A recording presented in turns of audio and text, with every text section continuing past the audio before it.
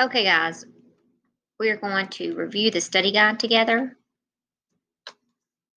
So let's look at the first set that we have here. And it says we're going to evaluate the following. So what we're really looking at is knowing when to expand the negative and when not to. So in our first one, we have -4 raised to the third power. So negative is part of the base. So we have -4 times -4 times -4. And then that's going to give us 16 times -4, which is -64. On B, the negative is not part of the base. The 3 is only attached to the A. So we have -4 times 4 times 4. So we have negative times 4 times 4. So this part is -16 times 4, and we get -64. On C, again, the negative is not part of the base. The 4 is only attached to the 2. So we have -2 times 2 times 2 times 2. And we have -2 times 2. So that's -4 times this 2 times 2, which is 4. And we get -16. On D, we have -2 to the fourth, and the 4 is attached to both the negative and the 2, so the base is really -2. So we expand the negative as well as the 2. So we get +4 times +4, so we get 16. E, we just have 5 to the third. Our base is 5, so we have 5 times 5 times 5. 5 times 5 is 25 times another 5 gives us 125. On F, we have -3 to the third. The exponent 3 is only attached to the base 3, and we just bring down the negative, and then we have 3 times 3 times 3. So we have -3 times 3. So this is -9 times 3. This gives us -27.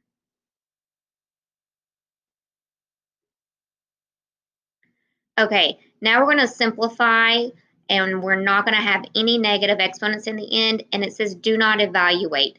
So just leave the numerical bases as they are. Do not feel like you need to multiply those out. On A, we have a power to a power, so that means we're going to multiply the 6 times the 2. We just have one factor, m, and we have m to the 12th. On B, we have p to the -2 raised to the power 4. We're going to multiply 4 times -2, and we get p to the -8. We cannot have a negative exponent, so we're going to reciprocate, and we're going to put it in the denominator, making it positive. On C, we have 1, 2, 3 factors, and they all have their own exponent. So we're multiplying this 3 exponent times each exponent within the parentheses. So exponent times exponent. So we have 7, 1 times 3 is 3, so 7 to the third. We have x, 4 times 3 is 12. And then we have a factor of y, and it's 2 times 3 is 6. And we're good to go. On D, we're going to use the quotient rule. And so we're going to subtract exponents because we have like bases here. Now I'm going to go ahead and write in that understood 1. So I have 4, and then we're going to have -5 minus 1, which is the same as -5 plus -1. Keep, change, and I get 4 to the -6. Now, we don't need to have a negative exponent, so we're going to reciprocate and bring our factor of 4 to the +6 now to the denominator.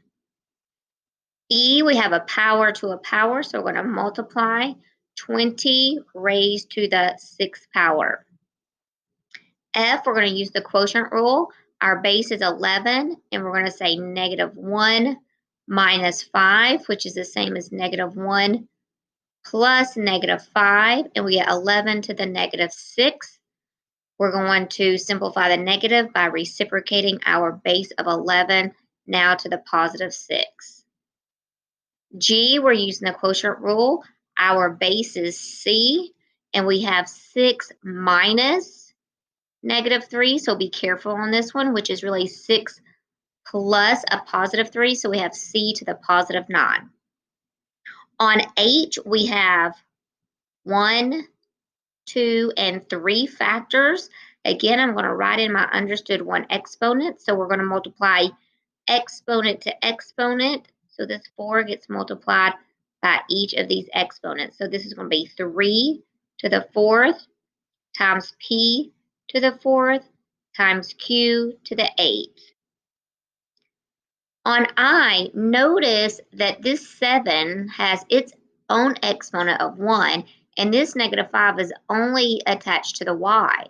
So 7 is going to remain in the numerator, and we're going to reciprocate the y to the -5 to the denominator, making it positive. J, we're going to use the quotient rule. So we have a base of u, and then it's 2 minus 9, which is the same as 2 plus -9.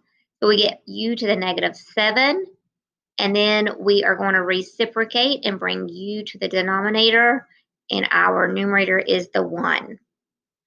K, we have 2 factors. I'm going to write in that exponent understood of 1, and we're going to multiply exponent times exponent. So we have 2 to the -2, and then we have r to the +6. So this power of 2 needs to be reciprocated to the denominator, and now we have a positive exponent, and then we have r to the 6.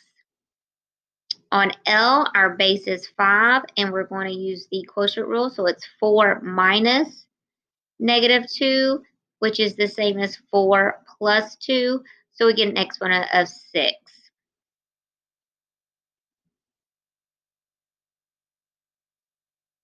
On 3, we're going to simplify the following, leaving no negative exponents, and we are going to evaluate these ones.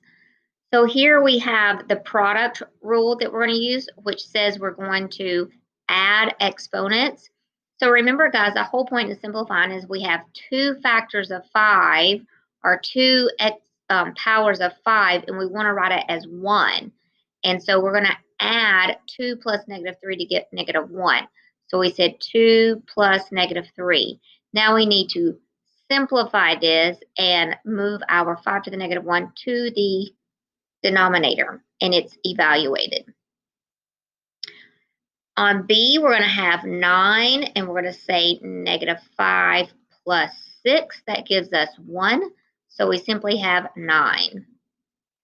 We're going to use the power to a power rule, so we have a base of 2, and 2 times 3 is 6. And then when we expand that, 2 times 2 times 2 times 2 times 2, I think I did 6 of those, that gives us 64.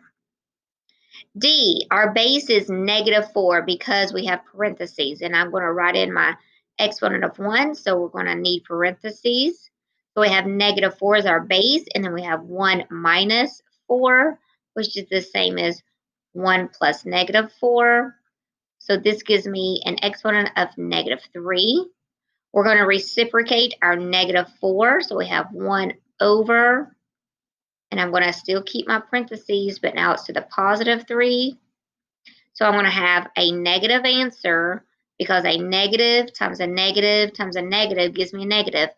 And you can put your negative just out front, up top, in the denominator. It all means the same thing. So that's going to be -1 over 64.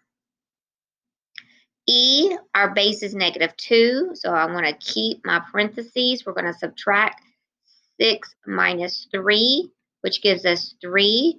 And this is going to be -2 times -2 times -2, which gives us -8. F, our base is negative, and we're going to use the quotient rule, so we're going to keep the parentheses, and it's 3 minus 5, and that gives us -2. We're going to simplify the negative, and we'll have 1 over -6 to the +2. So that gives us 1 over 36. Negative times negative. In G, anything raised to the power of 0 is 1. So this is simply 1 times, and 8 squared is 64. So we get 64.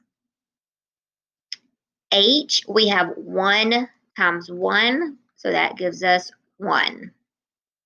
3 to the negative third, we're going to reciprocate and have 1 over 3 to the positive third. And then we know 3 to the third is 27. 3 times 3 times 3. On J, we are going to reciprocate. Our base is negative, so we keep the parentheses. And now we multiply negative 5 times negative 5, which is 1 over 25. Let's finish out 4, and then we will take a break and then come back to scientific notation. So because we have negative 4 times negative 4 times negative 4, we need both the negative and the 4 all raised to the third power. So you definitely need parentheses. On B, you can write it two ways. We have 3 9m's. Again, you need parentheses. Or you could say I have 9 to the third times m to the third. On C, I have 2 squared times x to the fourth. And on D, when we're dealing with fractions, you have to use parentheses to indicate that the numerator and denominator was expanded, and it was 1, 2, 3, 4, 5. So 3/7 to the fifth.